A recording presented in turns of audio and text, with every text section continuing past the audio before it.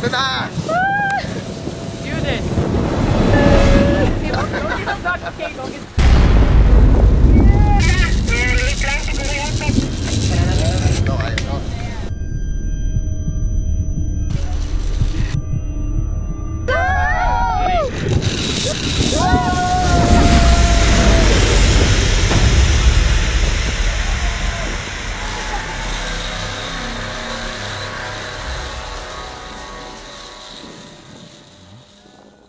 Meron akong pangarap sa buhay. Sana matupad na.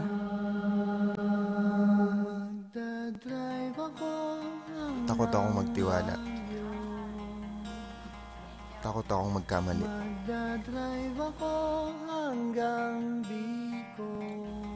Naalala ko nga, nung binata pa ako, umiikot lang yung mundo ko sa loob ng bahay. Napakamahiyain ko, napaka-baba ng tingin ko sa sarili ko. Katunayan nga yung kaibigan ko, yung barkada ko, dadalawa lang. Sa akin parang okay na yon. Yung ganong buhay, okay na yon sa akin. Yun ang pagkalam ko ng buhay. So wala akong tinitingnan sa hinaharap.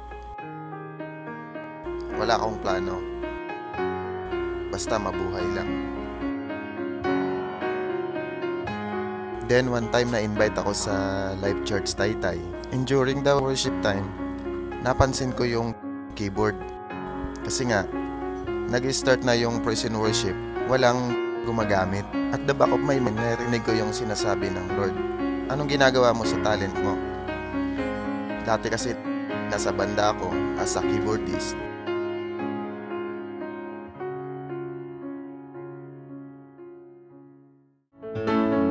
Nag-iba ang pananaw ko nung nakilala ko si Lord.